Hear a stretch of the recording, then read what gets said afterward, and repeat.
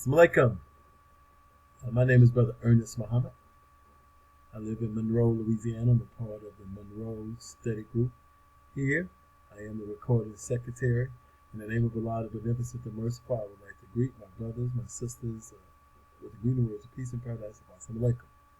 In the name of Allah, the Beneficent, the Merciful, who came in the person of Master Muhammad, in the name of his exalted Christ, the most honorable Elijah Muhammad, in the name of his divine man in our midst, the honorable minister Louis Farrakhan. Again, I greet you with the greeting words of peace and paradise. Assalamu alaikum. I want to thank the educational ministry for this opportunity. I'm going to get right into the portion that I want to discuss today or tonight.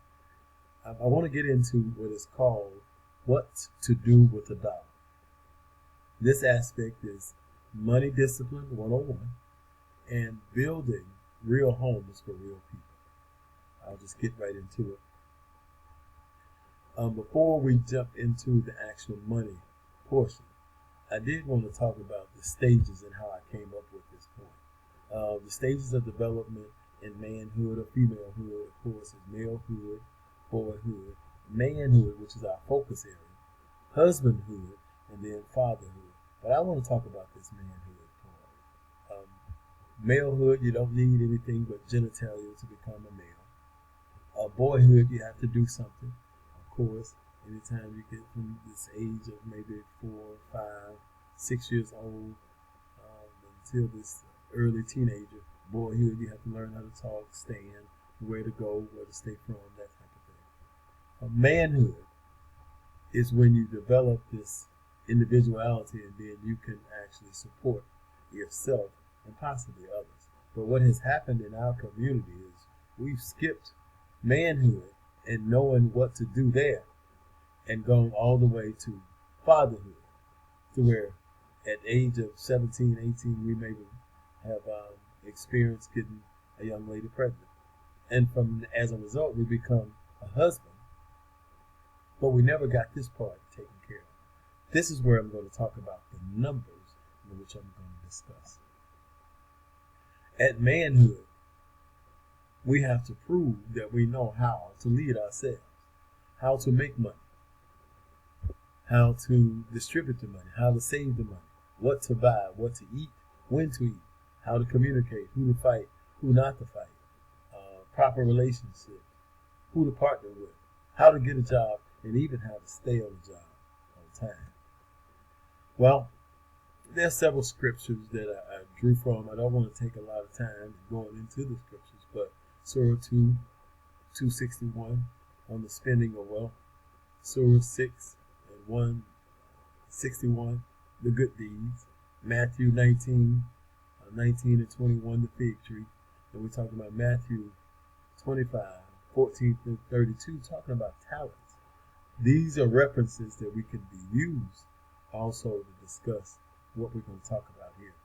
Not only that, of course, the Message to the Black Man, page 174, Economic Development of the Most Honorable Elijah Muhammad. And, of course, our latest, we're talking about, we can look into the Supreme Wisdom, Problem 13, and as we discuss Islam being mathematics and mathematics being Islam. Concepts I want to talk about is levelized saving. Concept 1, 10, 10, 10, 70. And then live off 70% of your income. It's a continuing investment in a real-time activity. There's another concept. I'm not going to get into this concept 2. It's saving 10% of your money or savings. Hold your discipline over a year's time and do it again. Let's talk about actually concept number 1. What is this concept? This is the crux of the basis of what I'm talking about today. First 10% is charity. Give God what's right, distribute what's left. Give thanks and give back. The first 10% of the monies that you make, we suggest that you spend 10% of charity. That's the simple thing. Out of your money, 10% goes to charity. The next 10% is an active fund. It's a business fund. It's really, it could be called an investment fund also, but it's really a business fund. Allocate their money for a real-time entrepreneur endeavor. Make money into a real business. A real business could be anything like a lemonade stand, real estate, or barber. Real time money. The next 10%, saving fund, which is an investment fund to where you let someone else use your money. Investment fund where someone else grows your money. Example, an IRA, teacher retirement, 401k, or a savings account. Savings account percentages are low, but at least it uses your own money to do something greater than yourself. Now, this is a basic what to do with a dollar. If you had a dollar, how would you allocate it? Yes, I know we should pool our resources. I know we should take our money and put it in a collective manner according to the most honorable Elijah Muhammad. Now, if you hadn't gotten to that point, how do you build yourself up to getting those monies? This is what I'm saying is an aspect of what to do with your dollar. Now, as I skip to, you have to keep strict accounts. A saying is, if your outgo exceeds your income, your upkeep becomes your downfall. That says downfall. We have to learn to make money and then what to do with the dollar that we have. We have to keep strict accounts. Keeping strict accounts leads to this 70%. Learn to live off only 70% of what you make. Now, I know that seems difficult, and the numbers can be modified. It can be modified to be 10, 5, 5, 80. But right now, I'm talking about 10, 10, 10, 70. What do you do with the 70%? You keep strict accounts. Those strict accounts mean know exactly how much you're paying for cable vision, electric bill, your mortgage, your car note, your water bill, your alarm, your student loans, your child support, food, entertainment, clothes, household miscellaneous. And you learn to budget to zero where you leave no money. That's what to do with a dollar. The basis of what to do with your dollar, 10, 10, 10, 70. This is how we can gather money to now use in a collective manner. This is some way of an expense account that I use. I budget in my food, necessities, personal, gas, child, phone. This is just a budget sheet used to budget every day of spending. I've actually got a spreadsheet for the last 12 years of every receipt, everything I spent. I have a physical paper, and I have it saved on spreadsheets on how I spend my money on a daily basis. That being said, I'll give an example of what was done with myself and a believer. Discipline is key. I worked 2 jobs as an educator, made $40,000 as a security at night at $20,000. That's $60,000. Using concept 1 over a period of 2 to 3 years, I was able to save $25,000. I partnered with a local believer here who possessed $35,000. We built a house for $60,000 and we sold it for $80,000, and we did it twice. That being said, of course, we made $20,000 per transaction. Lately, that same house that I sold for $80,000, we came back and we were able to sell another house or that same house for $100,000. Now setting the market in our own black community. If you use this example as I reach through this, you can teach the same example with children. The money they make, mowing yards, the weekly advances on the money they earn. You can teach them to put it in a jar system, charity investment, in their savings. For instance, if they had $10, tithe $1, invest $1, save $1, live off $7. And I can use that by showing how we did bottled water. Bottled water is $4 for a case.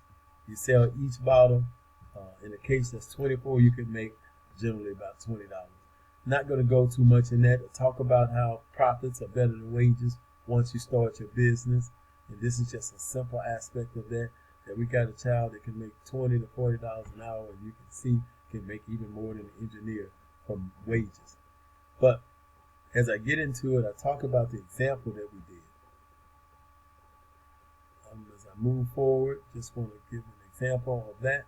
Simple put, this is in Monroe, Louisiana. Hopefully you can't see that the part of the house is kind of blocked out, but we sold the house, Wiley Street, Monroe, Louisiana. We built the house, sold it for $80. And then also we did it again with another house, Barlow Street. That's me in the middle. Happy family. I even left this house furnished. We built it for $60, sold it for $97.5. Things to ponder when we're talking about this formula. Of course, formula for success, simple, disciplines, practice over an extended period of time, every day. Poor people spend what they make and invest what's left. Rich people invest what they make and spend what's left. Wisdom not invested in a discipline is wasted. Labor not invested in a discipline is worthless. Belief not invested in a discipline is still poor. Just some thoughts. We got some books you can read, but money etiquette is talking about what, and we go into several aspects as far as credit and that type of thing, and how your credit could be used to better yourself as far as your community is concerned. But just kind of wanted to get into the fact that using the 10-10-10-70 system, I was able to buy a house. You can spend $100,000 at a 3.5% interest, only pay $463. But if you had bad credit and didn't keep strict accounts, which is jumping off a little bit, but talking about 9.5% over 30 years, you'll be paying $840. That's almost a difference of $377 a month. What could you do with that if you learned how to budget your money, how to keep strict accounts, and then use that to buy and sell real estate and actually be more proficient in your credit? So that being said, family, I want to thank you. It goes more in detail on what we do as far as the economics is concerned, but I wanted to just talk about that basic concept, 10-10-10-70. That's how you budget your money.